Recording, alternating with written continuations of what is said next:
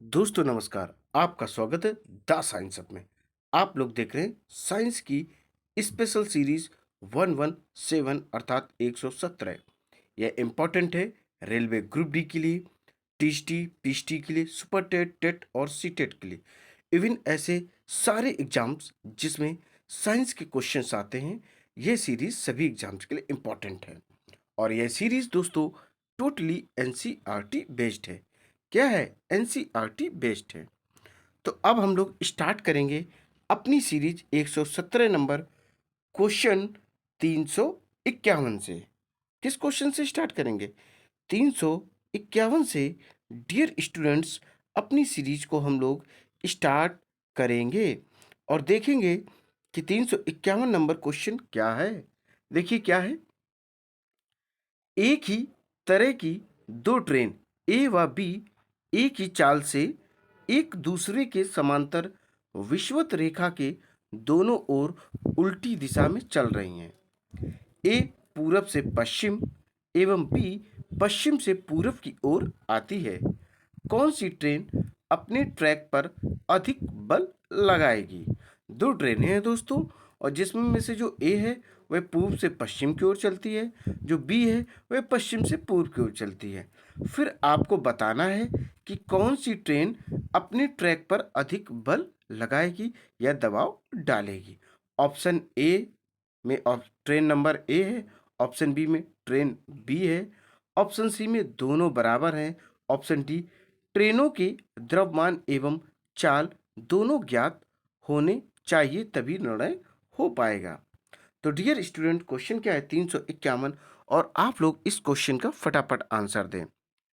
चलिए दोस्तों हम आपको बताते हैं। देखिए, एक ही तरह की दो ट्रेन ए व बी एक ही चाल से एक दूसरे के समांतर विषुवत रेखा के दोनों ओर उल्टी दिशा में चल रही हैं।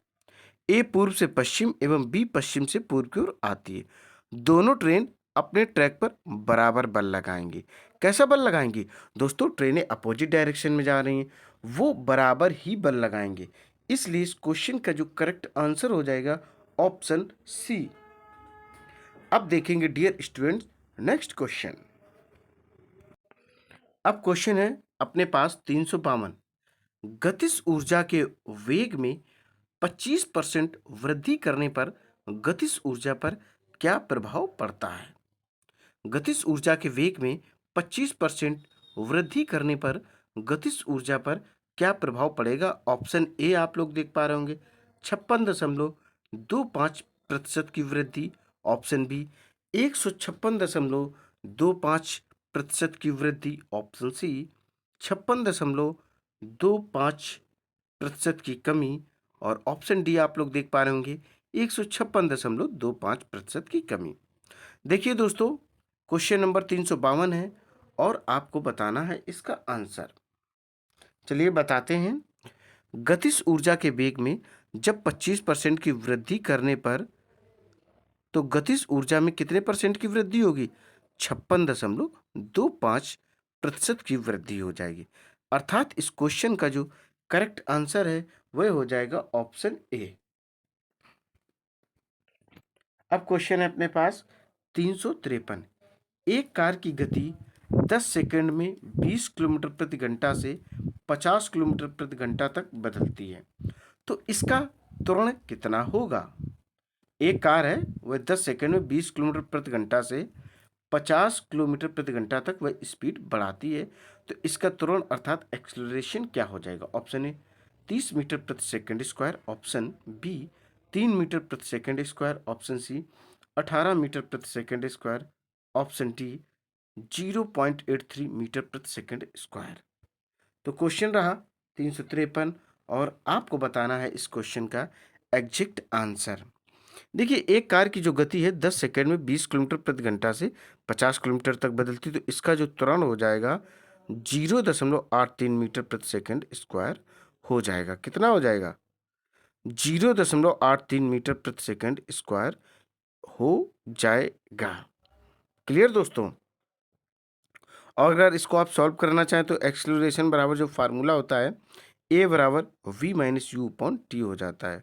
तो 50 और 20/10 कर देंगे तो 3 किलोमीटर प्रति सेकंड आ जाएगा। और इसे मीटर प्रति सेकंड में बदलने के लिए 3 × 5 करना पड़े। चलिए हम बताते हैं इसको। देखिए, अगर आपको इसको सॉल्व करना हो तो आप लिख सकते हैं ए बराबर, क्या लिख दोगे आप लोग, ए बराबर आप लिख दोगे v माइनस यू अपॉन क्या, टी। अब इसकी जगह इनकी वैल्यू पुट कर दो तो क्या है, चलिए फिर से इसको बनाते हैं दोस्तों, आपको बताते हैं इसको सॉल्व करना कैसे है। देखिए, वैल्यू u की कितनी दी गई है, v की 50, और माइनस हो जाएगा क्या, माइनस हो जाएगा 20 अपॉन 10। जब इसको आप लोग सॉल्व करोगे तो आंसर निकल कर आएगा दोस्तों, पता क्या निकल कर आएगा, 3 किलोमीटर प्रति घंटा। कितना निकल कर आएगा दोस्तों, 3 किलोमीटर प्रति घंटा इसका आंसर निकल कर आ जाएगा। 3 किलोमीटर प्रति सेकंड आ गया। अब इसको अगर बदलना हो दोस्तों मीटर प्रति सेकंड स्क्वायर में, तो इस 3 को 5/18 से गुणा कर दो। 3 गुणा 5/18 कर दो।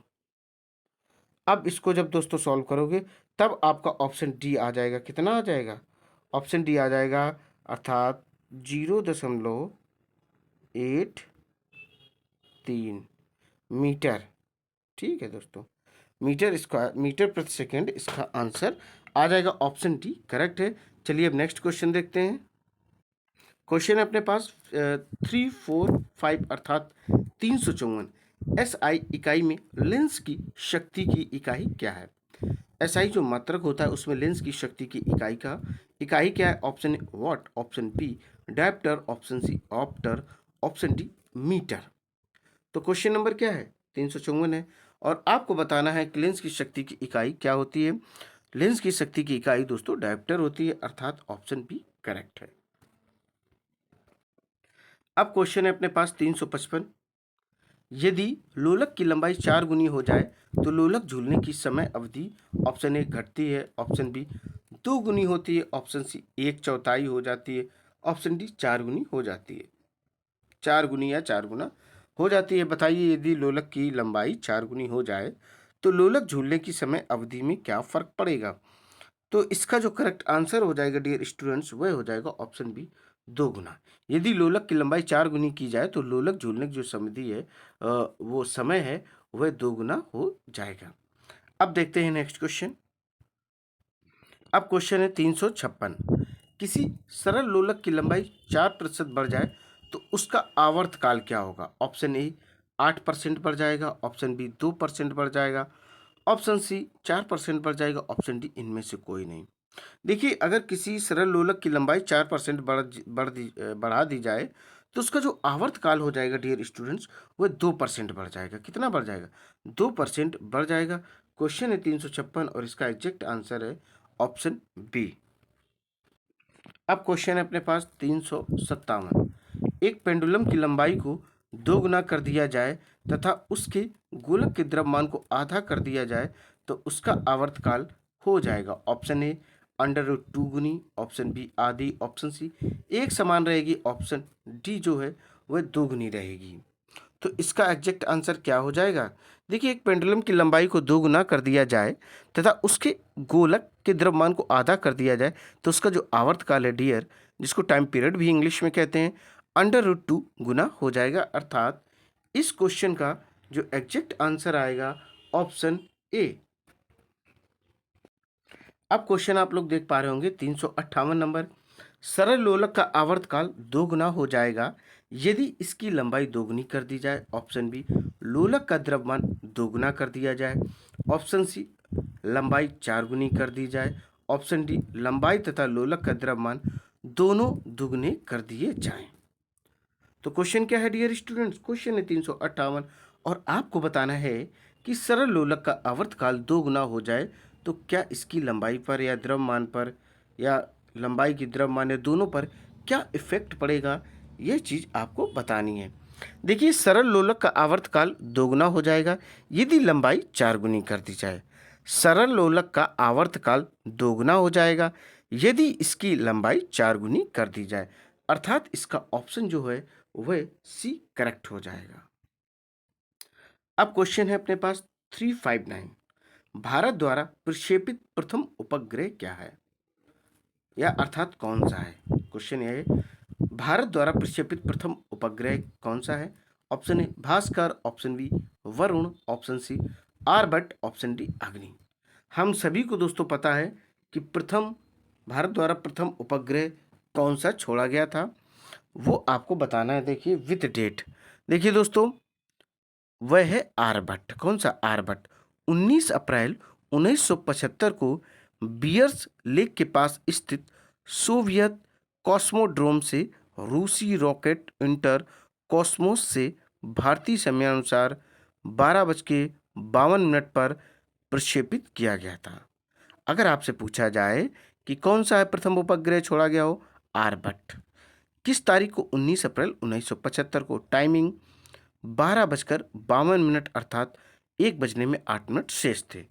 तो इस क्वेश्चन का करेक्ट आंसर हो जाएगा ऑप्शन सी। अब क्वेश्चन अपने पास 360 नंबर। किसी कक्षा से अलग उपग्रहों का छोटा हिस्सा अलग होता है तो ऑप्शन ए सीधे पृथ्वी पर गिरेगा, ऑप्शन बी सर्पिल गति से पहुंचेगा, ऑप्शन सी अंतरिक्ष में घूमता रहेगा, ऑप्शन डी पृथ्वी से दूर होगा। अगर किसी कक्षा में उपग्रहों का छोटा हिस्सा अलग होता है तो क्या होगा, बताइए दोस्तों। देखिए किसी कक्षा से अलग उपग्रहों का छोटा हिस्सा अलग होता तो अंतरिक्ष में घूमता रहेगा, अर्थात इसका जो करेक्ट आंसर हो जाएगा ऑप्शन सी। अब क्वेश्चन है अपने पास 361 361। सार्वत्रिक गुरुत्वाकर्षण नियम का प्रतिपादन किसने किया था? Option A Kepler, option B Galileo, option C Newton, option D Copernicus. सार्वत्रिक गुरुत्वाकर्षण नियम का जो प्रतिपादन है डियर स्टूडेंट्स, वह किसने किया है, ये चीज आपको बतानी है। गुरुत्वाकर्षण को इंग्लिश में ग्रेविटेशनल फोर्स भी कहते हैं। तो इसका जो प्रतिपादन है वह न्यूटन ने किया था। न्यूटन ने 3 नियम दिए थे। कितने दिए थे? 3 नियम इन्होंने प्रतिपादित किए थे। अब क्वेश्चन है अपने पास 362। एक 0.2 किलोग्राम के द्रव्यमान की शैल को 100 किलोग्राम का द्रव्यमान वाली बंदूक से चलाया जाता है। यदि शैल की नाल मुख गति 80 मीटर प्रति सेकंड थी तो बंदूक की रिक्साइल गति क्या थी? क्या रिंगसाइल भी कहते हैं इसको, रिक्साइल भी कहते हैं। ऑप्शन ए 2.8 मीटर प्रति सेकंड, ऑप्शन बी 1.6 मीटर प्रति सेकंड, ऑप्शन सी 0.16 मीटर प्रति सेकंड, ऑप्शन डी 2.8 मीटर प्रति सेकंड। क्वेश्चन नंबर क्या है? 362 है। और डियर स्टूडेंट्स इसका क्वेश्चन आंसर आपको बताना है। देखिए तो क्या हो जाएगा, इसका जो करेक्ट आंसर वह हो जाएगा 0.16 मीटर प्रति सेकंड। एक 0.2 किलोग्राम के द्रव्यमान की शैल को जब 100 किलोग्राम द्रव्यमान वाली बंदूक से चलाया जाता है, यदि शैल की नाल मुख गति 80 मीटर प्रति सेकंड थी तो बंदूक की जो रिंग साइल गति होगी 0.16 मीटर प्रति सेकंड होगी। इसका फार्मूला क्या होता है? ms into v s equal to m g into v g. यह फार्मूला होता है। ये चीज मैं आपको करके बता देता हूं। देखिए क्या होता है, ms इंटू वी एस, इसी के बराबर में लिखेंगे हम लोग क्या, m g into v g. M g into v g. अब बस इसमें वैल्यू पुट करनी है। वैल्यू दोस्तों कौन सी पुट करनी है? जो द्रव्यमान दिए गए हैं, ठीक है। तो पहला है 0.2, क्या है दोस्तों? पहला जो दिया गया है वो दिया गया है 0.2 गुणा कर सकते हैं 80 और बराबर लिख सकते हैं इसको, पता क्या, 100 into v g. 100 into v लिख सकते हो। ठीक है, अब इसको जब सॉल्व करोगे तो कैसे सॉल्व करोगे ये चीज़ आप लोग चाहो तो इसको देख सकते हो। बिल्कुल दोस्तों, अगर यहाँ से चाहो तो इसके जीरो को हटा सकते हो, बिल्कुल हटा सकते हो। जब इसको सॉल्व आप कर लोगे तो आपका आंसर जो आएगा वह आएगा 0.16 मीटर पर सेकेंड। ठीक है दोस्तों, तो आज इसका जो एग्जैक्ट आंसर हो जाएगा वह हो जाएगा ऑप्शन सी।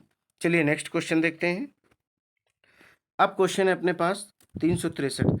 5 किलोग्राम द्रव्यमान वाली बंदूक से 10⁻² किलोग्राम की गोली 500 मीटर प्रति सेकंड की गति से फायर की जाती है। गोली की गतिज ऊर्जा का बंदूक की गतिज ऊर्जा से अनुपात क्या है? Option A 0.5 into 10⁻³ option B 1 into 10⁻³ option C 1.5 into 10⁻³ option D 2 into 10⁻³ तो फर्स्ट ऑफ ऑल आप क्वेश्चन पढ़े 363 और बताएं इसका एग्जैक्ट आंसर क्या होगा। देखिए 5 किलोग्राम द्रव्यमान वाली बंदूक से 10⁻² किलोग्राम की गोली 500 मीटर प्रति सेकंड की गति से फायर की जाती है। गोली की गतिज ऊर्जा का बंदूक की गतिज ऊर्जा से जो अनुपात होगा 0.5 इंटू 10⁻² होगा, अर्थात ऑप्शन होगा ए। अब अपने पास है क्वेश्चन नंबर 364। यदि किसी चल वस्तु पर लगने वाले सभी बलों का योग शून्य हो तो यह वस्तु ऑप्शन ए धीमी होकर रुक जाएगी, ऑप्शन बी अपनी गति की दिशा बदल लेगी, ऑप्शन सी समान रूप से त्वरण करती रहेगी, ऑप्शन डी सतत वेग से चलती रहेगी। तो क्वेश्चन नंबर क्या है? 364 है। यदि किसी चल वस्तु पर लगने वाले सभी बलों का योग शून्य हो तो क्या होगा? देखिए दोस्तों, थोड़ा सा सोचे, चलिए बताते हैं। यदि किसी चल वस्तु पर लगने वाले सभी बलों का योग शून्य हो तो यह वस्तु सतत वेग से चलती रहेगी, अर्थात ऑप्शन डी करेक्ट हो जाएगा। अब क्वेश्चन है अपने पास 365 365। यदि भार का आयास क्रमशः W व P हो तो यांत्रिकी लाभ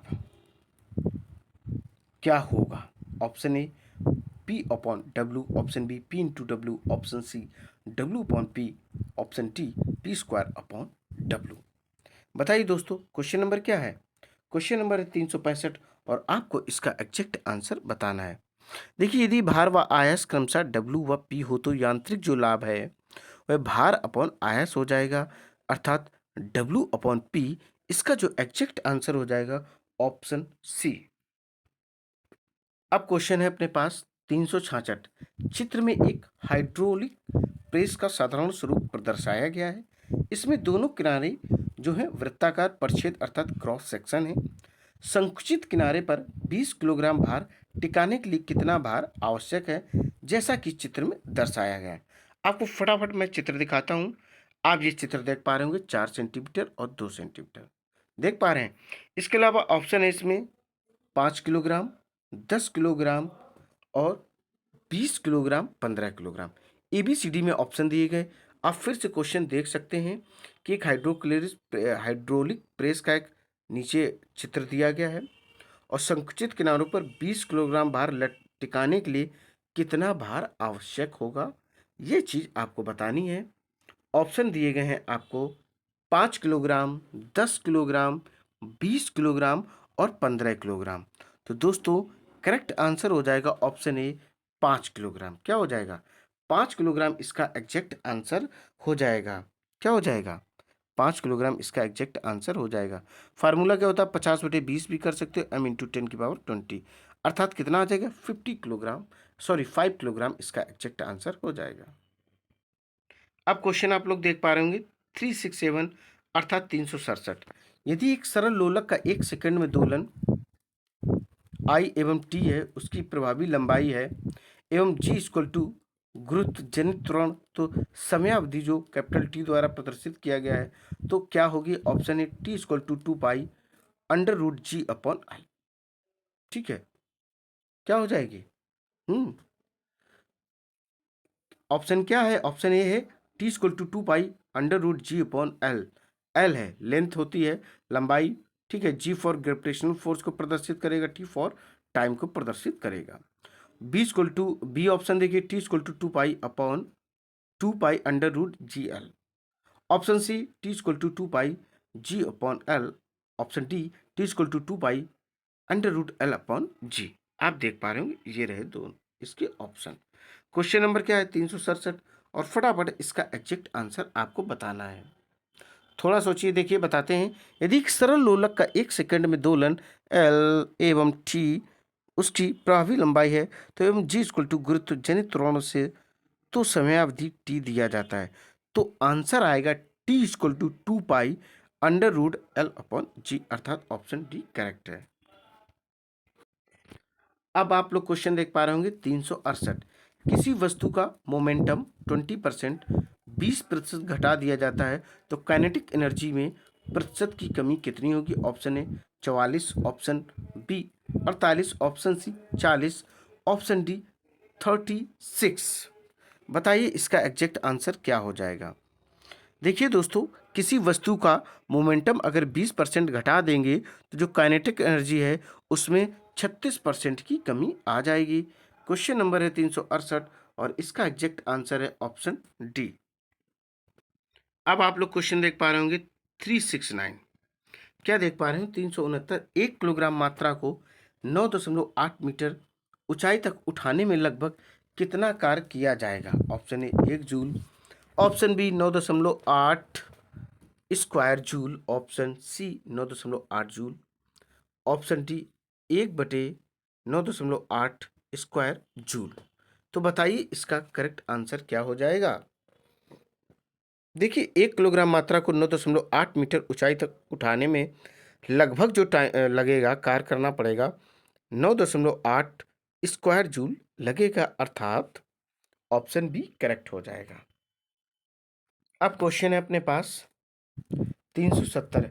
किसी प्रणाली में कणों का भार केंद्रित होने वाले बिंदु को क्या कहते हैं? ऑप्शन ए दोलन का केंद्र, ऑप्शन बी निलंबन का केंद्र, ऑप्शन सी द्रव्यमान का केंद्र, ऑप्शन डी गुरुत्वाकर्षण का केंद्र। क्वेश्चन नंबर 370 और आपको इस क्वेश्चन का एग्जैक्ट आंसर बताना है। देखिए किसी प्रणाली में कणों का भार केंद्रित होने वाले बिंदु को गुरुत्वाकर्षण का केंद्र कहते हैं, अर्थात इसका जो करेक्ट आंसर हो जाएगा ऑप्शन डी। क्या हो जाएगा? ऑप्शन डी करेक्ट हो जाएगा। अब अपने पास क्वेश्चन है 371। 371। पृथ्वी के पृष्ठ से पलायन वेग का मान किलोमीटर प्रति सेकंड में लगभग कितना होता है? Option A 25, option B 1, option C 5, option D 11.2। 25, 1, 11.2 and 5। पृथ्वी के पृष्ठ से पलायन वेग का मान लगभग किलोमीटर प्रति सेकंड में कितना होता है? तो ये दोस्तों कितना होता है? 11.2 किलोमीटर होता है। कितना होता है? 11.2 किलोमीटर प्रति सेकंड होता है, अर्थात ऑप्शन डी करेक्ट है। अब क्वेश्चन आप लोग देख पा रहे होंगे 372। निम्नलिखित में से कौन सी कोणीय वेग की सही इकाई है?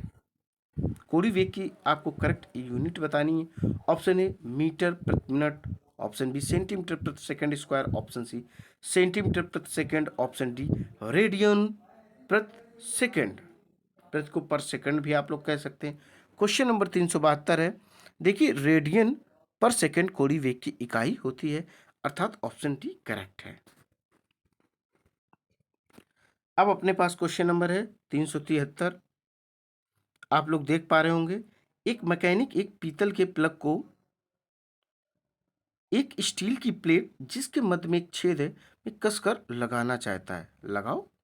इसकी अच्छी पकड़ तब होगी जब ऑप्शन ए क्या दिया गया है? स्टील की प्लेट को सूखे बर्फ से ठंडा किया जाए। ऑप्शन क्या है? स्टील की प्लेट को सूखे बर्फ से ठंडा किया जाए। ऑप्शन बी क्या है? ऑप्शन बी है पीतल का प्लग ठंडा और स्टील की प्लेट गर्म की हो। ऑप्शन सी प्लग और प्लेट दोनों को उच्च तापमान पर गर्म किया हो गया हो। ऑप्शन डी पीतल का प्लग गर्म किया जाए और स्टील की प्लेट को ठंडा किया जाए। देखिए दोस्तों, एक मैकेनिक एक पीतल के प्लग को एक स्टील की प्लेट जिसके मध्य में एक छेद है में कसकर लगाना चाहता है। इसकी अच्छी पकड़ तब होगी जब पीतल का प्लग ठंडा और स्टील की प्लेट गर्म हो जाए, अर्थात ऑप्शन जो करेक्ट होगा ऑप्शन बी करेक्ट होगा। क्या हो जाएगा दोस्तों? ऑप्शन बी इसका करेक्ट हो जाएगा। ये रहा ऑप्शन बी। अब क्वेश्चन नंबर है 374, 374। कल्पना करें कि पृथ्वी के मध्य में उत्तरी तथा दक्षिणी ध्रुव को जोड़ते हुए एक छिद्र किया जाता है। उस छिद्र में एक टुकड़ा डाला जाता है। ऑप्शन ए, टुकड़ा बढ़ते हुए वेग के साथ घूमना प्रारंभ कर देता है। ऑप्शन बी, पहले इसका वेग बढ़ता है लेकिन पृथ्वी के केंद्र पर पहुंचने पर इसका वेग घटकर शून्य हो जाता है। ऑप्शन सी, टुकड़े की गति उसकी मात्रा पर निर्भर करेगी। ऑप्शन डी, टुकड़ा केंद्र से आवागमन की गति करेगा। क्वेश्चन नंबर क्या है? 374। और आपको फटाफट इस क्वेश्चन का आंसर बताना है। देखिए, कल्पना करें कि पृथ्वी के मध्य में उत्तरी तथा दक्षिणी ध्रुव को जोड़ते हुए एक छिद्र किया जाता है। उस छिद्र में एक टुकड़ा डाला जाता है तो टुकड़ा केंद्र से आवागमन की गति करता है। अर्थात इसका जो करेक्ट आंसर हो जाएगा ऑप्शन डी। अब अपने पास क्वेश्चन नंबर है 375। किसी पिंड के वेग समय का ग्राफ सरल रेखा में आता है तथा मूल बिंदु से गुजरते हुए एक्स अक्ष को छूता है। पिंड गतिशील है। ऑप्शन ए, समान त्वरण। ऑप्शन बी, समान वेग। ऑप्शन सी, बदलते हुए त्वरण। ऑप्शन डी, शून्य त्वरण। क्वेश्चन नंबर क्या है डियर? 375, 375 है और इसका एग्जैक्ट आंसर बताना है। देखिए, किसी पिंड के वेग समय का ग्राफ सरल रेखा में आता है तथा मूल बिंदु से गुजरते हुए एक्स अक्ष को छूता है तो पिंड समान त्वरण से गतिशील है। अर्थात इसका जो करेक्ट आंसर हो जाएगा ऑप्शन ए। क्या हो जाएगा? ऑप्शन ए, समान त्वरण। दोस्तों, ये सीरीज यहीं पर कंप्लीट होती है। उम्मीद है ये सीरीज आपको बेहद पसंद आई होगी। यह series totally dear student NCERT based है। और दोस्तों, आपको करना क्या है? इस सीरीज को अधिक से अधिक लाइक करना, शेयर करना और मेरे चैनल को सब्सक्राइब करना। दोस्तों, जय हिंद, जय भारत।